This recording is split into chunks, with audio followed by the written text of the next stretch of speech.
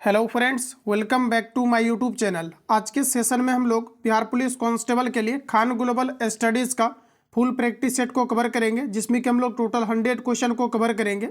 तो आइए क्लास को कंटिन्यू करते हैं। सभी प्रश्न में आपको अटेम्प्ट लेना है, फिर आपको लास्ट में सेशन के एंड में आपको बताना है कि आपने कितना एक्यूरेसी इस सेट में आपने मेंशन कर पाया। क्योंकि जितने भी अभी आपका सेट कंटिन्यू किया है मैंने, ये सभी आपके नए एग्जाम पैटर्न पर आधारित है, जो कि एग्जाम के लिए इंपॉर्टेंट है।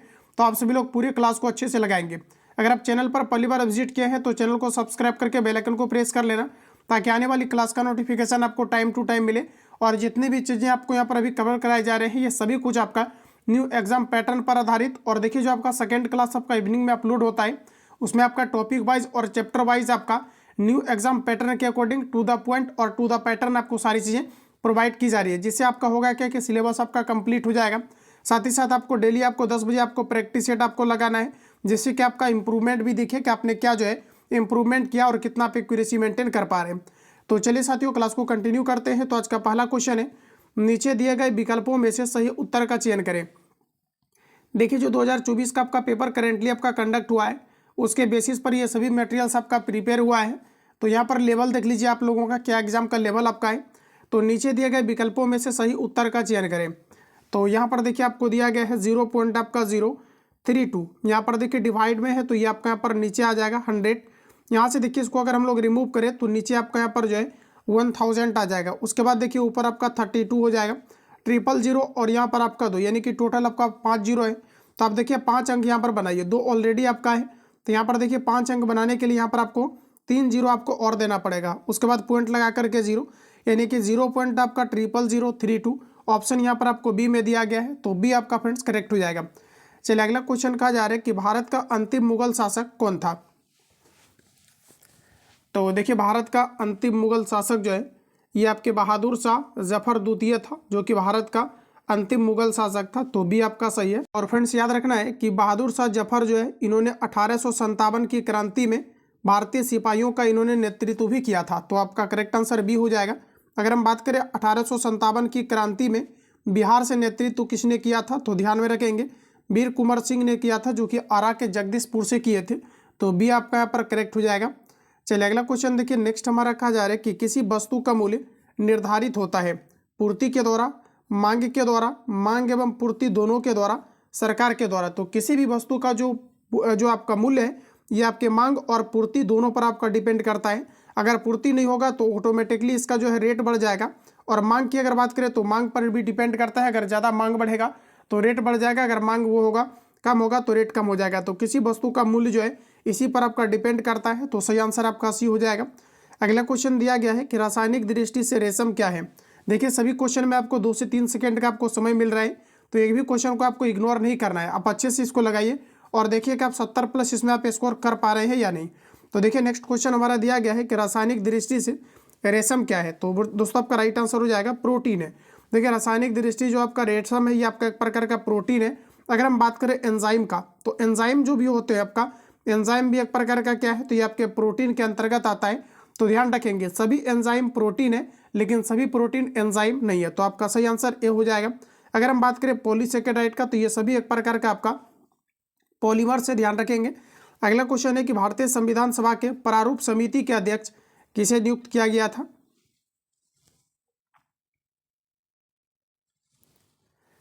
तो देखिए, आपका राइट आंसर हो जाएगा डॉक्टर भीमराव अंबेडकर को भारतीय संविधान सभा के प्रारूप समिति का अध्यक्ष के रूप में नियुक्त किया गया था। अगर हम बात करें कब किया गया था, तो 1947 में किया गया था। तो सही आंसर आपका बी हो जाएगा।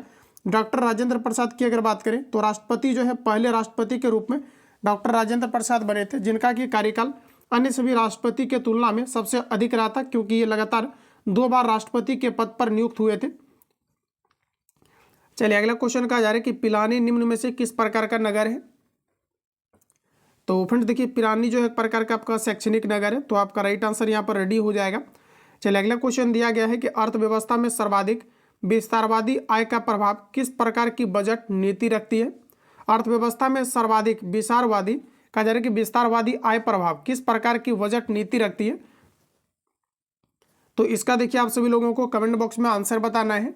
यहाँ पर चलिए इसका आंसर मैं कर देता हूँ, क्योंकि कमेंट बॉक्स की फिर बात ही नहीं है।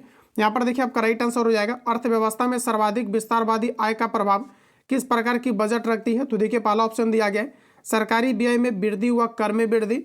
अगला दिया गया है कि सरकारी व्यय में वृद्धि व कर में कटौती, सरकारी व्यय में कटौती व कर में वृद्धि, और सरकारी व्यय में कटौती व कर में कटौती। तो यहाँ पर देखिए आपका पहला ऑप्शन जो दिया गया है ये बिल्कुल आपका करेक्ट हो जाएगा। चलिए अगला क्वेश्चन है कि आर्थिक विकास में शामिल है। तो देखिए आपका राइट आंसर हो जाएगा केवल प्रति व्यक्ति आय में, जितना प्रति व्यक्ति आय अधिक होगा उतना आर्थिक विकास होगा। और देखिए अगर हम बात करें दोस्तों आपका गोवा का, तो गोवा का जो है ओवरऑल इंडिया में प्रति व्यक्ति आय जो है अन्य सभी रिस्पेक्टली अन्य सभी जितने भी आपका स्टेट है इन सभी के तुलना में कंपैरिजन में अधिक है। जबकि अगर हम बात करें बिहार का, तो बिहार का जो प्रति व्यक्ति आय है ये सबसे कम है ओवरऑल इंडिया के अंतर्गत। जितने भी आपके टोटल 28 स्टेट है और आपका 8 आपका केंद्र शासित प्रदेश है, इन सभी में सबसे जो कम प्रति व्यक्ति आय है ये बिहार का है, और सबसे अधिक की अगर बात करें तो ये आपका गोवा का है। तो यहाँ पर देखिए आपका राइट आंसर हो जाएगा प्रति व्यक्ति आय में वृद्धि, पहला ऑप्शन राइट हो जाएगा। अगला क्वेश्चन का जा रहा है कि निम्न में से किसका पीएच मान 7 है? ये 2024 का करेंटली जो पेपर कंडक्ट हुआ है वहां पर भी ये क्वेश्चन आपका पूछा गया था। तो देखिए पीएच मान जो होता है आपका उदासीन विलयन का 7 होता है, तो बी ऑप्शन आपका करेक्ट हो जाएगा। अगर हम बात करें क्षारीय विलयन का, तो इसका पीएच मान जो है ये आपका 7 से अधिक होता है। और अगर हम बात करें अम्लीय विलयन का, तो इसका पीएच मान आपके जो है 7 से कम होता है, और अगर आपका 7 होता है तो ये आपके उदासीन होते हैं। तो आपका सही आंसर बी हो जाएगा। चलिए नेक्स्ट क्वेश्चन दिया गया है कि इनमें से कौन सा लौह इस्पात कारखाना समुद्र तट पर स्थित है? तो फ्रेंड्स आपका राइट आंसर हो जाएगा विशाखापट्टनम, जो कि समुद्र तट के अंतर्गत स्थित है। तो सही आंसर आपका सी हो जाएगा। और अगर हम बात करें कि विशाखापट्टनम जो है आपकी आंध्र प्रदेश का भी जो है आपका न्यू कैपिटल के रूप में बनाया गया है विशाखापट्टनम को, तो सही आंसर आपका सी हो जाएगा, जो कि आंध्र प्रदेश के अंतर्गत आता है। सबसे गहरा जो है सुरक्षित अगर बंदरगाह की अगर हम बात करें तो ये भी आपका विशाखापट्टनम ही आपका आएगा। चलिए अगला क्वेश्चन नेक्स्ट हमारा दिया गया है कि अगर एक फ़ोन जो 4,000 रुपये कीमत की था जिसे कि 3200 रुपये में बेचा गया, तो छूट की दर क्या है ये आपको पर बतानी है। किसी भी फ़ोन का कीमत जो है ऑलरेडी आपका 4,000 था, लेकिन ये 3200 में बेचा गया है, यानी कि यहाँ पर जो रेट आपका कम हुआ है दोस्तों 800 हुआ है, जबकि ओवरऑल जो इसका कॉस्ट प्राइस था ये आपका कितना है, तो ये आपका 4,000 है। अब पूछा जा रहा है कि परसेंटेज में इसका जो है छूट दर क्या है, तो आइए इसको कैलकुलेट करते हैं। यहाँ पर देखिए आपका 00 से 00, 10 से आपका 10 ये कटेगा, 4 से कैंसिल आउट करेंगे 2 बार में, तो यहाँ पर आपका हो जाएगा 20%। तो राइट आंसर अगर आपने डी दिया है तो बिल्कुल आपका राइट हो जाएगा।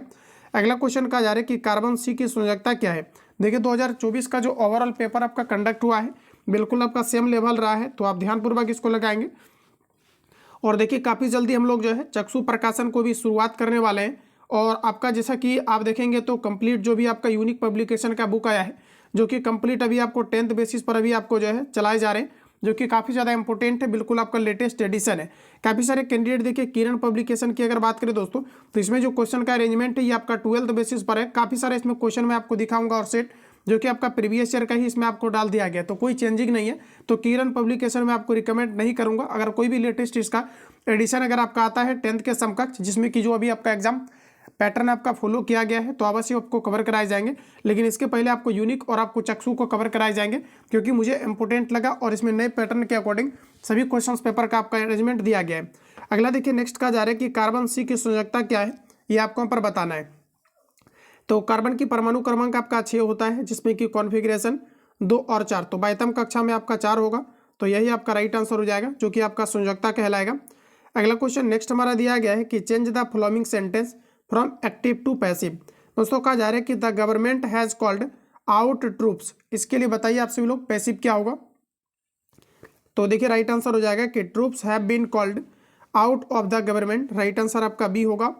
चलिए अगला क्वेश्चन नेक्स्ट देखिए हमारा 2024 में भी आपका पूछा गया है, और जो भी छात्र डेली प्रैक्टिस सेट लगाना चाहते हैं इस नंबर पे कॉल या SMS करके आप इंक्वायरी ले सकते हैं। तो नंबर को आप लोग नोट डाउन करेंगे, 7050513705 पे कॉल या SMS करके आप इंक्वायरी ले सकते हैं, जिसमें कि कंप्लीट आपको डेली नए नए प्रैक्टिस सेट आपको दिया जा रहा है।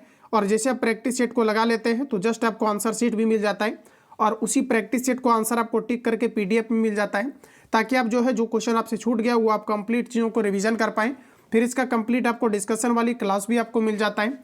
इसके अलावा पटना के ऑल सेंटर का आपको क्लास नोट्स मिल जाता है, जहाँ से कि हर एक बार आपके रिजल्ट आपके दिए जाते हैं। तो इसका जो कंप्लीट आपका क्लास नोट्स है टारगेट बैच का A to Z आपको मिल जाता है, चाहो तो आप इसको निकाल सकते हैं, या तो इसका आंसर आपको टिक करके भी मिल जाता है, ताकि आप प्रॉपर तरीका से रिवीजन कर पाए। जितने भी आपका लेटेस्ट आपका बुक मार्केट में लॉन्च हुआ है ये सभी कुछ आपको मिल जाता है, जिसमें कि आंसर टिक करके भी आपको दिया जा रहा है सेट बाय सेट, ताकि आप सेट लगा करके और जो आंसर आपको टिक करके पीडीएफ मिलता है इसको आप प्रॉपर तरीका से रिवीजन कर पाएं।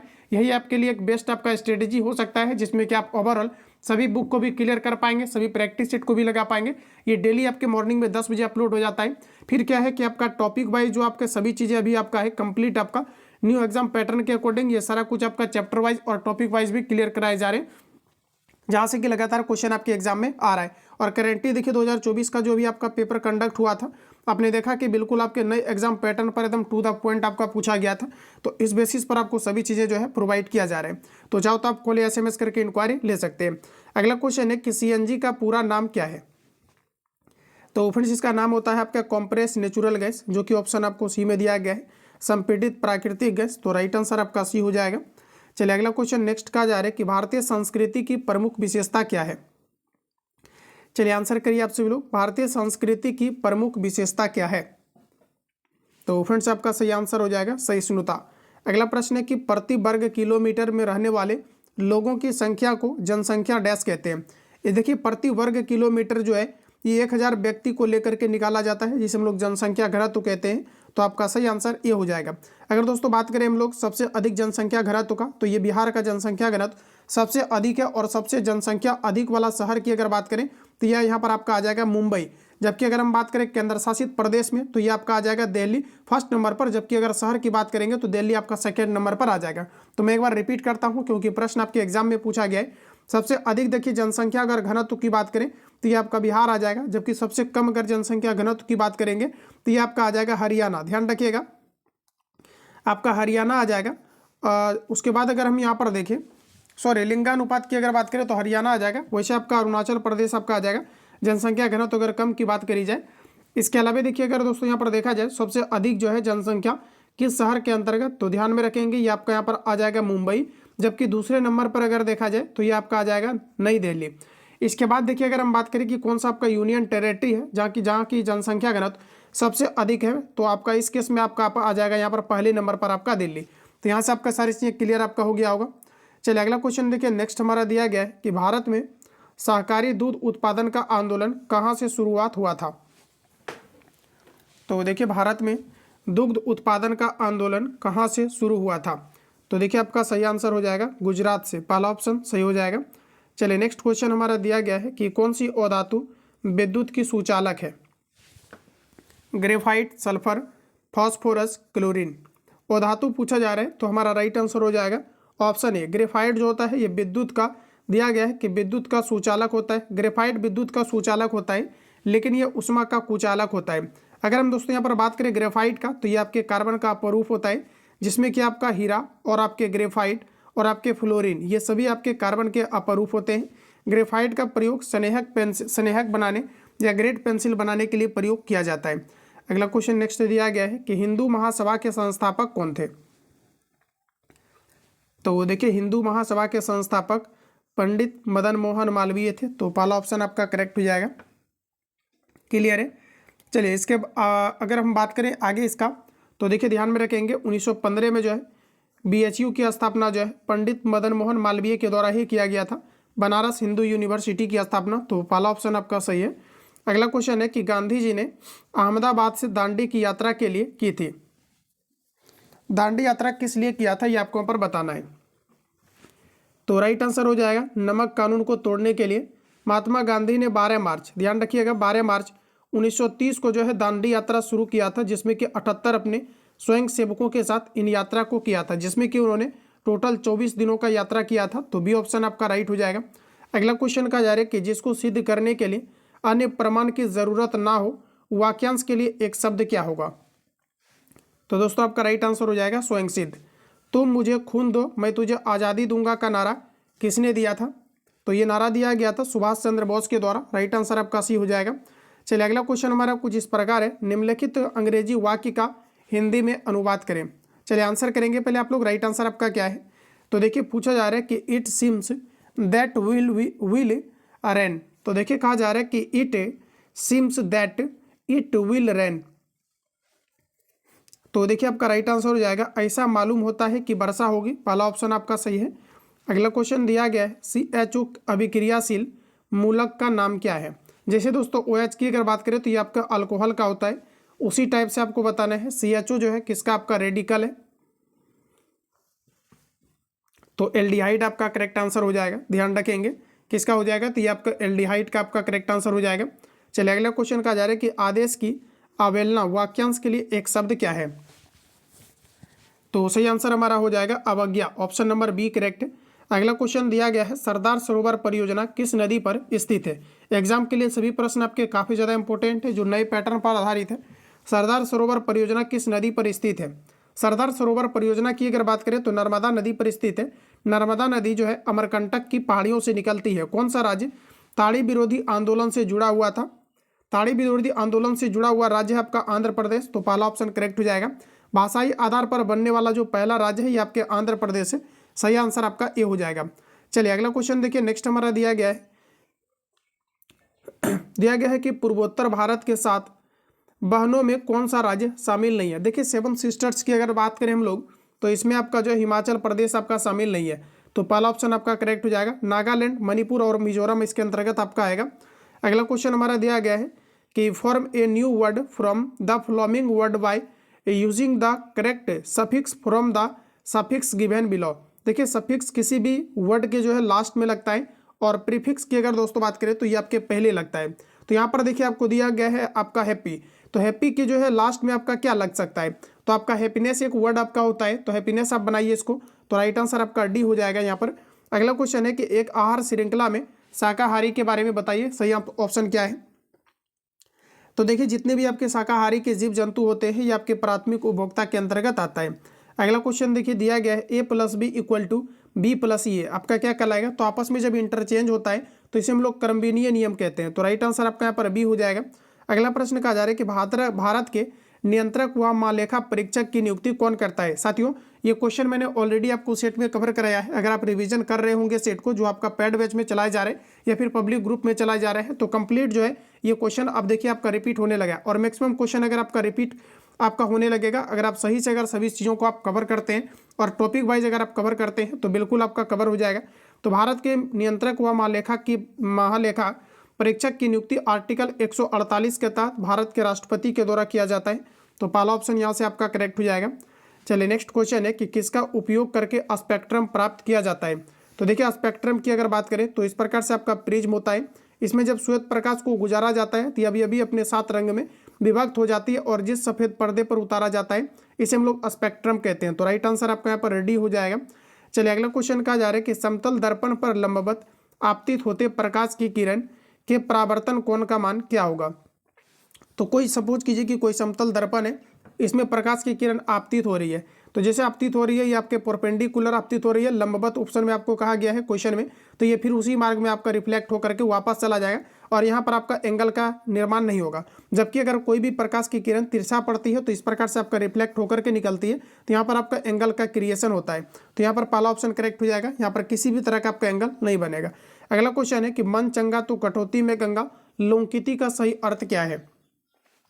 क्योंकि विपरीत कार्य का आचरण करना, तो ये आपका होगा नहीं, बिल्कुल ठीक या सही होना ये भी गलत है, भलाई करने वालों से भला गलत हो जाएगा। मन पवित्र तो घर में ही तीर्थ, राइट आंसर आपका यहाँ पर डी होगा।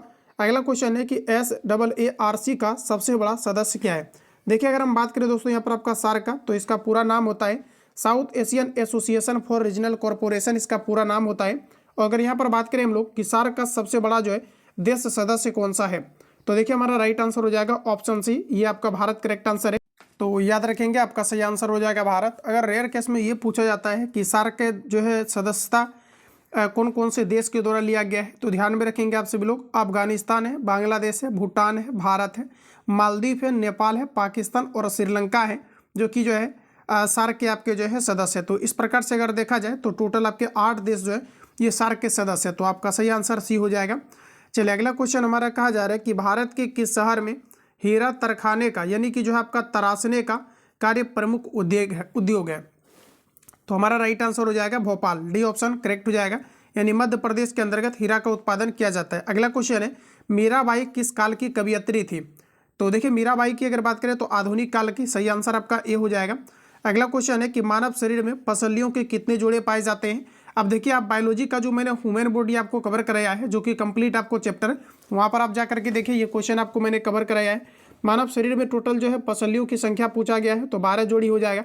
मैंने कंप्लीट चीज़ों को आपको रिवील करा दिया है, तो आप जा करके रिवीजन करिए, जिसमें कि कंप्लीट आंसर टिक करके भी चैप्टर वाइज आपको कवर करा दिया गया है। तो मुझे लगता है कि बिल्कुल अब आपका क्वेश्चन बनना शुरू हो गया होगा।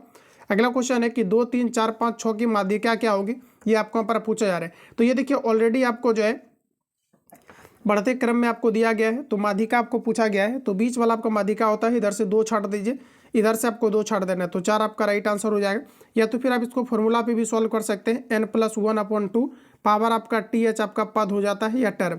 तो टोटल देखिए आपका जो है 2, 2, 4, 1, 5 आपका है, तो 5 प्लस आपका 1 बटे आपका यहाँ पर 2 हो जाएगा, पावर th पद हो जाएगा। इसको कैंसिल आउट जैसे करेंगे तो ये आपका 3 आएगा, यानी कि तीसरा पद आपका राइट आंसर होगा, जो कि आपके चौथे नंबर पर दिया है। तो सी ऑप्शन आपका करेक्ट है।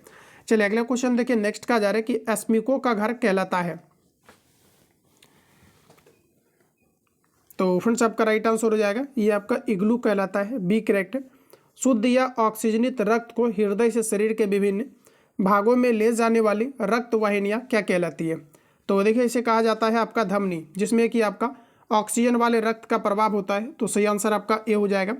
अगला क्वेश्चन है कि मनीष ने कहा कि यह लड़की मेरी माँ के पोते की पत्नी है। तो पूछा जा रहा है कि मनीष का उस लड़की से क्या संबंध है। देखिए ब्लड रिलेशन का क्वेश्चन है, आप बताइए इसका सही आंसर क्या है। तो देखिए यहाँ पर दोस्तों अगर बात करें हम लोग राइट आंसर का, तो इसको आप जो है अपने पे रिलेट करके अगर बनाएंगे तो बिल्कुल आपका बन जाएगा, डी ऑप्शन आपका यहाँ पर करेक्ट हो जाएगा। चलिए अगला क्वेश्चन नेक्स्ट हमारा दिया गया है कि संघात्मक व्यवस्था का मुख्य लक्षण क्या है। काफ़ी सारे कैंडिडेट जो है, जब 2024 में मैंने क्लास दिया था तो रीजनिंग को लेकर के जैसा कि बता रहे थे कि रीजनिंग नहीं आता है, जबकि देखिए 2024 का जो पेपर करेंटली कंडक्ट हुआ है, रीजनिंग का भी क्वेश्चन आपका मैथमेटिक्स में इंक्लूड करके आपका पूछा गया है। तो देखिए रिजल्ट में आपको जो है इस प्रकार के क्वेश्चन अभी आपके पूछे जा रहे हैं एग्जाम में, और इसके पहले भी जो पेपर आपका रद्द हुआ था 2 से 3 क्वेश्चन तक आपका पूछा गया था, और जहां तक कि सीटिंग अरेंजमेंट का भी डायरेक्टली क्वेश्चन आपके पूछे गए थे। तो 10th का जो एग्जाम पैटर्न है इसमें आपका इस प्रकार के क्वेश्चन आपके पूछे जा रहे हैं, तो रीजनिंग आप लोग जो है थोड़ा बहुत देख लेंगे। अगला क्वेश्चन है कि संघात्मक व्यवस्था का मुख्य लक्षण क्या है। तो देखिए आपका राइट आंसर हो जाएगा, प्रांतीय सरकारें सर्वोच्च होती है, पहला ऑप्शन करेक्ट हो जाएगा। प्रधानमंत्री लाल बहादुर शास्त्री ने किस समझौते पर हस्ताक्षर किए थे। प्रधानमंत्री लाल बहादुर शास्त्री ने किस समझौते पर हस्ताक्षर किए थे। तो आपका सही आंसर हो जाएगा, ताशकंद समझौते पर इनके द्वारा हस्ताक्षर किया गया था। अगर दोस्तों हम बात करें कि जो है आपके कब किया गया था या फिर ताशकंद समझौता कब हुआ था, तो ध्यान रखेंगे ये आपके 10 जनवरी 1986 को आपका जो है ताशकंद समझौता हुआ था। तो राइट आंसर आपका बी हो जाएगा। चलिए अगला क्वेश्चन कहा जा रहा है कि नदियों एवं पर्वतों को क्या कहते हैं। नदियों एवं पर्वतों को कहा जाता है राष्ट्रीय धन, बी करेक्ट हो जाएगा। सर्वोच्च न्यायालय के न्यायाधीशों को पदयुक्त किया जाता है। तो हमारा राइट आंसर हो जाएगा संसद के दोनों सदनों के द्वारा, और सर्वोच्च न्यायालय के न्यायाधीश को भी जो है महाभियोग पारित करके हटाए जाते हैं, जिस प्रकार से राष्ट्रपति को हटाए जाते हैं। तो सी ऑप्शन आपका करेक्ट हो जाएगा। अगला क्वेश्चन है कि बजट की अवधि होती है। बजट की अवधि आपका वार्षिक होता है, पहला ऑप्शन करेक्ट है। राजकोषीय नीति का संबंध किससे है।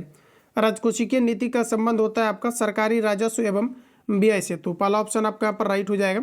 चलिए नेक्स्ट क्वेश्चन कहा जा रहा है कि वायुमंडल की कौन सी परत का उपयोग दूरसंचार के लिए किया जाता है। वायुमंडल की कौन सी परत का प्रयोग दूरसंचार के लिए, तो सही आंसर हो जाएगा आयन मंडल, जिसमें कि वायुयान उड़ता है। क्षोभ मंडल में हम लोग रहते हैं। ताप मंडल की अगर बात करें तो समताप मंडल में जो है रेडियो कम्युनिकेशन को छोड़ा जाता है। तो इस पॉइंट को भी आप याद रखेंगे, जिसे हम लोग समताप मंडल कहते हैं। चलिए अगला क्वेश्चन नेक्स्ट का जा रहा है कि यदि एक वृत्त का परिमाप एवं क्षेत्रफल बराबर हो तो वृत्त की त्रिज्या क्या होगी। तो यहाँ पर देखिए प्रश्न हमारा कहा जा रहा है कि यदि एक वृत्त का परिमाप आपका दोस्तों होता है 2πr, और इसका देखिए कहा जा रहा है कि क्षेत्रफल भी आपस में बराबर है, यानी πr² आपस में बराबर है। तो पाई से पाई कैंसिल आउट हो जाएगा, आर से एक आपका स्क्वायर जाएगा, तो आर बराबर आपका जो राइट आंसर आएगा 2 मात्रा का आएगा, ऑप्शन आपका डी सही है। अगला क्वेश्चन है कहा जा रहा है कि substitute the underline part of the following sentence with the correct word from the option given below. देखिए दोस्तों कहा जा रहा है कि they are not yet fully developed, तो इसके लिए आप बताइए कि सही आंसर आपका क्या होगा। तो देखिए आपका राइट आंसर यहाँ पर आपका हो जाएगा इम नेचर, ध्यान में रखेंगे इमेचर आपका करेक्ट आंसर हो जाएगा। गुणसूत्र कहाँ पाए जाते हैं, बताइए राइट आंसर आपका क्या है। गुणसूत्र कहाँ पाए जाते हैं, गुणसूत्र जो है केंद्रक में पाया जाता है। और जो आपके गुणसूत्र होते हैं, अगर हम बात करें गुणसूत्र की सबसे छोटी इकाई क्या होती है, तो ये आपका राइट आंसर हो जाएगा जीन। उपर्युक्त शब्द का सही संधि विच्छेद क्या है, यानी जो उपर्युक्त है इसका सही संधि विच्छेद आपको पूछा है, तो आपका राइट आंसर हो जाएगा ऊपरी प्लस उक्त, जिसे उपर्युक्त कहेंगे। निम्नलिखित में से कौन सा रोग दूषित पानी के सेवन से होता है, दूषित पानी के सेवन से होने वाला रोग है आपका हैजा, तो सही आंसर आपका बी हो जाएगा। अगला क्वेश्चन है कि घरों में विद्युत आपूर्ति की जाती है, घरों में विद्युत आपूर्ति की जाती है 220 वोल्ट का। वही अगर हम बात करें फ्रीक्वेंसी का, तो ये आपके 50 हर्ट्ज पर घरों में अल्टरनेटिंग करंट का प्रयोग किया जाता है, तो सी आपका करेक्ट हो जाएगा। अगला है कि एनसीबी का पूरा नाम क्या है। एनसीबी का पूरा नाम होता है आपका नारकोटिक कंट्रोल ब्यूरो, सही आंसर आपका जो है सी हो जाएगा। बिहार में कौन सा जिला चाय कृषि के लिए उपयुक्त है, बिहार के अंतर्गत कौन सा जिला चाय की कृषि के लिए उपयुक्त है, तो राइट आंसर आपका हो जाएगा डी किशनगंज। बिहार में सबसे अधिक अगर हम बात करें बारिश का कहाँ पर होता है, तो ये आपका हो जाएगा किशनगंज के अंतर्गत, जहाँ पर कि चाय की खेती की जाती है, तो डी ऑप्शन राइट हो जाएगा। जबकि भारत के अंतर्गत अगर देखा जाए तो असम जो है चाय की जन्मभूमि मानी जाती है और सबसे अधिक चाय का उत्पादन असम के अंतर्गत किया जाता है। अगला क्वेश्चन है कि विद्युत धारा की एसआई मात्रक क्या है, तो एम्पियर आपका राइट आंसर हो जाएगा। वोल्ट देखिए विद्युत विभवांतर का मात्रक होता है, ओम प्रतिरोध का एसआई मात्रक होता है, फेराडे आपका कैपेसिटेंस का एसआई मात्रक होता है। अगला क्वेश्चन है कि प्रथम भारतीय उपग्रह छोड़ा गया, तो देखिए भारत का जो प्रथम आपका उपग्रह है राइट आंसर आपका हो जाएगा आर्यभट्ट, ध्यान में रखेंगे, जिसे कि दोस्तों आपके 1975 में आपका छोड़ा गया था, तो सही आंसर आपका पहला वाला करेक्ट हो जाएगा। अगला क्वेश्चन है identify the correct conversion of the given sentence from direct into दिया गया है कि इनडायरेक्ट फ्रॉम, तो देखिए आपका एज ए नरेशन आपको है, यानी कहा जा रहा है कि I said to him why are you working so hard, तो यहाँ पर देखिए इन्वाइटेड कोमा के जगह पर आपको यहाँ पर चेंजिंग करना है। और बताइए आपका सही आंसर क्या है, तो सिंपली यहाँ पर देखिए आपको दैट के रूप में इसका कन्वर्ट नहीं होगा, कहा जा रहा है कि I said to him inverted comma why are you working so hard, तो देखिए फ्रेंड्स आपका राइट आंसर हो जाएगा I asked him why was he working so hard, right answer आपका यहाँ पर बी करेक्ट हो जाएगा। चलिए अगला क्वेश्चन कहा जा रहा है कि जल में हाइड्रोजन तथा ऑक्सीजन की परमाणुओं का अनुपात क्या है। जल का हमारा फॉर्मूला होता है H2O, इसमें पूछा जा रहा है कि हाइड्रोजन और ऑक्सीजन के परमाणुओं का अनुपात क्या है, तो देखिए आपका सही आंसर हो जाएगा 2:1 आपका 1। भारत का सबसे बड़ा तेल शोधक कारखाना कहाँ पर स्थित है, तो राइट आंसर हमारा हो जाएगा जामनगर के अंतर्गत है। भारत का सबसे बड़ा तेल शोधक कारखाना कहाँ पर है, तो आपका सही आंसर हो जाएगा जामनगर के अंतर्गत, तो डी ऑप्शन आपका करेक्ट हो जाएगा। चलिए अगला क्वेश्चन देखिए नेक्स्ट मैथमेटिक्स का है। अगला प्रश्न हमारा नेक्स्ट पूछा गया है कि यदि टेन थीटा इक्वल टू √3 तो थीटा का मान क्या होगा। देखिए टेन थीटा बराबर आपको √3 दिया गया है, और √3 अगर दोस्तों आप देखेंगे तो √3 जो मान होता है ये आपके 10 60 का होता है, तो 10 से 10 यहाँ पर आपका कट जाएगा, तो जो थीटा आपके निकल के आएंगे ये आपका 60 डिग्री आ जाएगा, तो इस प्रकार से जो आपका राइट आंसर होगा सी ऑप्शन आपका करेक्ट है। चलिए अगला क्वेश्चन नेक्स्ट कहा जा रहा है कि choose the appropriate translation for the Hindi sentence given. देखिए कहा जा रहा है कि इस धोखाधड़ी का मुख्य दोषी भगोड़ा था, इसको यहाँ पर इंग्लिश में ट्रांसलेट करेंगे तो आपका राइट आंसर हो जाएगा the absconder was the chief thief, तो राइट आंसर आपका बी हो जाएगा। चलिए अगला प्रश्न में दिया गया है कि भारत में दल बदल संबंधी मामले पर अंतिम निर्णय लेने का अधिकार किसे है। देखिए 52वां संविधान संशोधन के तहत आपके जो है दल बदल कानून को 10वीं अनुसूची के अंतर्गत आपका डाला गया है। अब देखिए पूछा है कि इसमें अंतिम निर्णय लेने का अधिकार किसको होता है, तो सही आंसर हमारा हो जाएगा सदन के अध्यक्ष को, सही आंसर आपका ए हो जाएगा। अगला प्रश्न कहा जा रहा है कि सिट्रिक अम्ल मुक्त अम्ल के रूप में होता है। सिट्रिक अम्ल जो है नींबू में पाया जाता है। नींबू की पीएच मान की अगर बात करें तो 2.2 होता है। दूध की अगर बात करें तो दूध में खट्टापन लैक्टिक अम्ल के कारण से होता है, और ये केसिन के कारण से पीलेपन होते हैं। इमली में आपका जो है टार्ट्रिक एसिड पाया जाता है। सेब में आपका मैलिक एसिड पाया जाता है। फिल इन द ब्लैंक्स, यानी कि fill in the correct from the given verb given the bracketed दिया गया है कि the college will be closed if it dash rain, तो फ्रेंड्स यहाँ पर आपको प्रीपोजिशन बतानी है, आपका राइट आंसर हो जाएगा रेंस, बी करेक्ट होगा। विद्युत धारा उत्पन्न करने वाले यंत्र को क्या कहा जाता है। विद्युत धारा उत्पन्न करने वाले यंत्र को कहा जाता है जनरेटर या डायनेमो। जो कि यांत्रिक ऊर्जा को विद्युत ऊर्जा के रूप में परिवर्तित करता है। गैल्वेनोमीटर धारा सूचक यंत्र है। मोटर विद्युत ऊर्जा को यांत्रिक ऊर्जा में परिवर्तित करती है। अमीटर विद्युत धारा की उपस्थिति को बताता है। अगला प्रश्न है कि यदि ए एक समुच्चय है जिसमें n अवयव है तो ए के उप समुच्चयों की संख्या कितनी होगी? तो डायरेक्टली याद रखेंगे, आपका राइट आंसर हो जाता है n²। चलिए अगला क्वेश्चन कहा जा रहा है कि fill in the blanks with the correct preposition from the options given below. देखिए कहा जा रहा है कि she is thinking dash a plan. Preposition बताइए राइट आंसर, तो आपका ए करेक्ट हो जाएगा। ऑफ का यहाँ पर प्रयोग होगा। She is thinking of a plan, सही आंसर सी है। डेंगू उत्पन्न करने वाला मच्छर किस तरह के जल में रहता है? देखिए कई बार ये क्वेश्चन आपका रिपीट हुआ है एग्जाम में। डेंगू उत्पन्न करने वाला मच्छर किस रूप में जाना जाता है या किस पानी में रहते हैं? तो आपका राइट आंसर हो जाएगा साफ पानी में, सही आंसर आपका सी होगा। अगला क्वेश्चन है कि गौतम बुद्ध को कहाँ ज्ञान की प्राप्ति हुआ था? 2024 में भी ये क्वेश्चन आपका रिपीट किया है। तो देखिए गौतम बुद्ध का जन्म लुम्बिनी नेपाल के अंतर्गत होता है और इन्हें ज्ञान की प्राप्ति बोध गया के अंतर्गत होता है और इन्होंने पहला जो उपदेश दिया था ये आपके सारनाथ में दिया था। अगला क्वेश्चन है, कहा जा रहा है कि सरोज स्मृति शोक गीत किसने लिखा था? देखिए दोस्तों, और याद रखना कि गौतम बुद्ध का जो जन्म हुआ था ये आपके 563 ईसा आपका पूर्व हुआ था। ये क्वेश्चन पूछा आया है तो इसको याद रखेंगे आप लोग। सरोज स्मृति लोकगीत किसने लिखा था? सरोज स्मृति लोकगीत किनके द्वारा लिखा गया था? तो आपका सही आंसर हो जाएगा सूर्यकांत त्रिपाठी निराला के द्वारा लिखा गया था। चलिए आगे बढ़ते हैं। अच्छा, अगर आपको ये पूछ ले कि सरोज स्मृति लोकगीत किसने लिखा था तो सूर्यकांत त्रिपाठी निराला हो जाएगा। लेकिन फ्रेंड्स अगर आपको ये पूछा जाता है कब लिखा गया था तो ध्यान रखिएगा 1935 में, तो बी ऑप्शन आपका करेक्ट हो जाएगा। अगला क्वेश्चन है कि नागफनी में सूल डैश का रूपांतरण है। नागफनी में सूल जो होता है आपके पत्ती का रूपांतरण है। विद्युत चुम्बकीय प्रेरण की खोज किसने किया था? विद्युत चुम्बकीय प्रेरण की खोजकर्ता की बात करें तो ये आपका राइट आंसर हो जाएगा फैराडे ने। विद्युत चुम्बकीय प्रेरण की खोज किसने किया था? तो फैराडे आपका करेक्ट आंसर हो जाएगा। चलिए अगला क्वेश्चन आपके सामने आ चुका है। प्रश्न बोला है कि निम्नलिखित में से कौन सी आर्थिक वस्तु है? चलिए बताएंगे जी आप लोग राइट आंसर क्या है। आर्थिक वस्तु की बात करें तो आपका सही आंसर हो जाएगा computer. Fill in the blanks with the correct preposition from the options given below. देखिए दोस्तों, जो आपका प्रीपोजिशन जो पूछा जा रहा है इसको आप थोड़ा बहुत भी प्रैक्टिस कर लेते हैं तो बिल्कुल आप आराम से इसको बना सकते हैं। अगला कहा जा रहा है कि ही हैज़ हिट डैश से कहा जा रहा है कि रोड। तो यहाँ पर देखिए प्रीपोजिशन के रूप में आपका आ जाएगा by. He was hit by a road, right answer आपका यहाँ पर ए करेक्ट हो जाएगा। चलिए अगला क्वेश्चन कहा जा रहा है कि कार्बन का कौन सा अपरूप कांच को काटने में प्रयुक्त किया जाता है? तो मैंने करेंटली कवर कराया है। कार्बन के टोटल 3 अपरूप होते हैं जिसमें कि आपका हीरा, और अगर बात करें हम लोग तो इसमें आपका ग्रेफाइट और आपके फ्लोरीन होता है। हीरा का प्रयोग कांच को काटने के लिए किया जाता है, तो सही आंसर आपका सी हो जाएगा। जबकि ग्रेफाइट की अगर बात करें तो ये विद्युत का सुचालक और उष्मा के कुचालक होते हैं।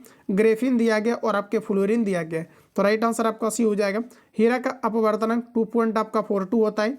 हीरा पूर्ण आंतरिक परावर्तन के कारण से चमकता है और प्रकृति में सबसे शुद्धतम और कठोरतम रूप में पाए जाने वाला जो तत्व है ये आपका राइट आंसर हो जाएगा हीरा।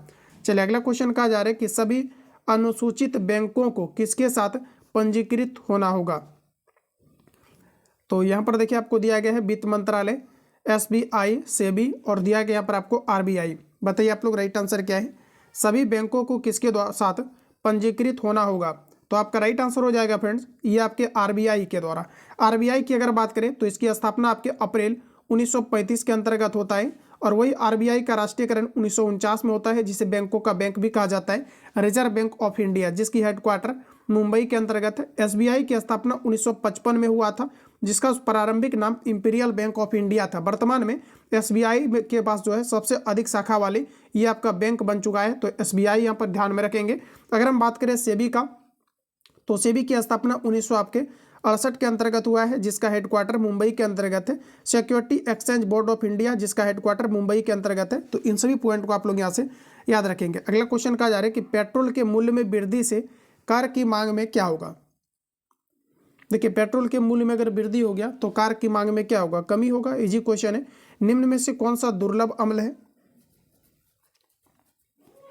तो फ्रेंड्स अगर यहाँ पर हम बात करें कि निम्न में से कौन सा आपका दुर्लभ अम्ल दिया गया है तो पहला ऑप्शन आपका करेक्ट हो जाएगा CH3COOH जो है आपका दुर्लभ अम्ल है।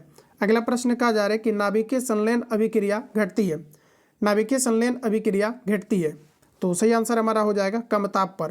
पहला ऑप्शन करेक्ट हो जाएगा। देखिए परमाणु रिएक्टर में यूरेनियम 235 का प्रयोग किया जाता है, तो इस पॉइंट को भी याद रखेंगे। भारत के अंतर्गत मिलने वाला जो यूरेनियम है आपका 238 है, जिसे प्यूरिफिकेशन के बाद 235 के रूप में बनाया जाता है और इसका प्रयोग परमाणु रिएक्टर में किया जाता है। तो पहला ऑप्शन आपका करेक्ट हो जाएगा। परमाणु रिएक्टर में D2O भारी जल का भी प्रयोग किया जाता है, जिसका प्रयोग मंदक के रूप में किया जाता है, जिसे हम लोग ड्यूटेरियम ऑक्साइड कहते हैं। और ड्यूटेरियम ऑक्साइड का परमाणु क्रमांक परमाणु जो आपके भार होते हैं ये टोटल आपके 20 होते हैं। इसमें आपका कैडमियम छड़ का भी प्रयोग किया जाता है, जो कि इलेक्ट्रॉन को अवशोषित करने के लिए प्रयोग में लाया जाता है। तो आपका पहला ऑप्शन करेक्ट हो जाएगा। भारत का जो पहला आपका जो है पावर प्लांट आपके किया गया था आपका स्थापित महाराष्ट्र के तारापुर के अंतर्गत किया गया था। तो इतनी पॉइंट यहाँ से आप याद रखिए, पहला ऑप्शन सही है। अगला क्वेश्चन हमारा दिया गया है कि विद्युत मोटर विद्युत ऊर्जा को बदलती है। तो फ्रेंड्स करेंटली हम लोगों ने कवर किया है विद्युत मोटर विद्युत ऊर्जा को यांत्रिक ऊर्जा के रूप में बदलती है।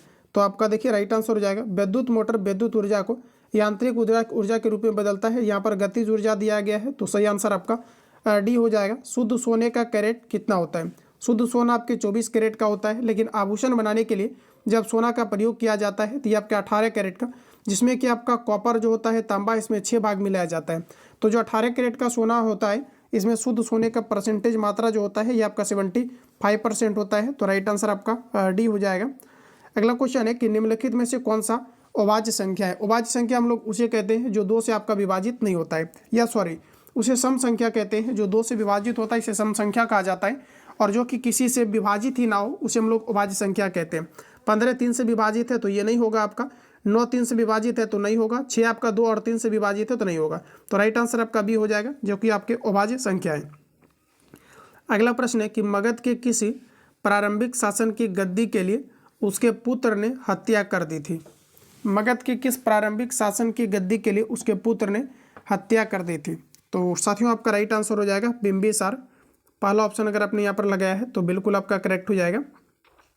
ठीक है, चलिए आगे बढ़ते हैं। और अगर आपको ये पूछा जाता है कि हर्यक वंश के जो है संस्थापक कौन है, तो हर्यक वंश के भी संस्थापक आपका राइट आंसर हो जाएगा बिंबिसार।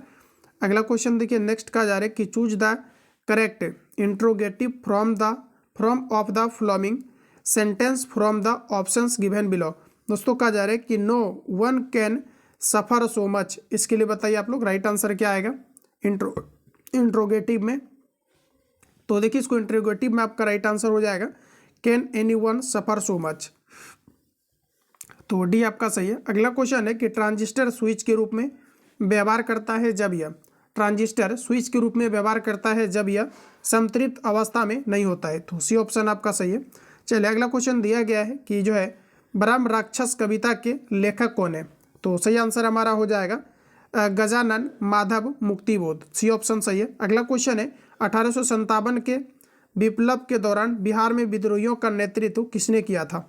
1857 के दौरान बिहार में विद्रोहियों का नेतृत्व किसने किया था, ये आपको यहाँ पर पूछ लिया गया है। तो आपका राइट आंसर हो जाएगा वीर कुंवर सिंह ने, जो कि आरा के जगदीशपुर से इन्होंने नेतृत्व किया था। अगला क्वेश्चन है कि धूम्रपान से क्या होता है? धूम्रपान से होता है, तो आपका राइट आंसर हो जाएगा ये सभी।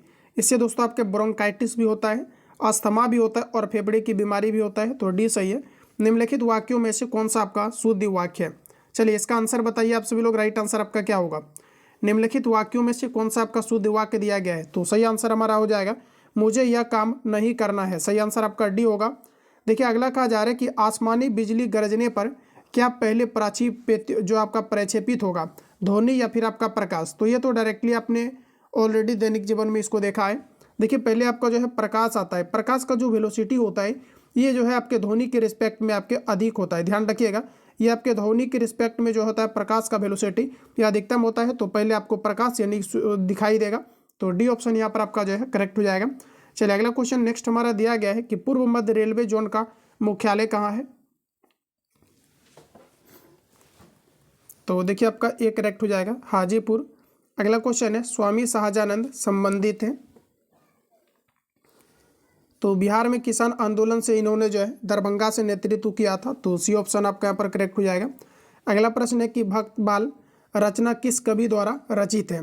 भक्तमाल रचना किस कवि के द्वारा रचित है? तो फ्रेंड्स आपका सही आंसर हो जाएगा नाभादास के द्वारा, डी ऑप्शन सही है। अगला क्वेश्चन का जा रहा है कि मनुष्यों के मांस लेने और छोड़ने, मनुष्यों के सांस लेने और छोड़ने की क्रिया को क्या कहा जाता है? तो आपका राइट आंसर हो जाएगा, इसे जो है श्वासोच्छ्वास कहा जाता है। Choose the correct English translation of the following sentence. कहा जा रहा है कि बस 5 बजे प्रस्थान करेगी। इंग्लिश में ट्रांसलेट इसको अगर किया जाए तो ये आपका हो जाएगा कि the bus will depart eight 5 o'clock। सही आंसर आपका ए होगा। 200 का 15% क्या होगा? आइए सॉल्व करते हैं। तो पूछा गया है 200 का 15% क्या होगा? परसेंटेज रिमूव करेंगे तो 100 होगा, कैंसिल आउट करेंगे 2 बार में तो कट के आपका 30 आएगा, यानी कि पहला ऑप्शन सही है। तो फ्रेंड्स आपका पूरी तरीका से ये आपका सेट खत्म होता है, जिसमें कि 100 क्वेश्चन मैंने आपको बेहतरीन तरीका से कवर करा दिया है। किसी प्रकार का डाउट या संशय हो तो आप कमेंट बॉक्स में अपना फीडबैक दे सकते हैं। मिलेंगे नेक्स्ट क्लास में। अगर आप चैनल पर नए हैं तो सब्सक्राइब करके बेल आइकन को प्रेस कर लेना, ताकि आने वाली क्लास का नोटिफिकेशन आपको टाइम टू टाइम मिले।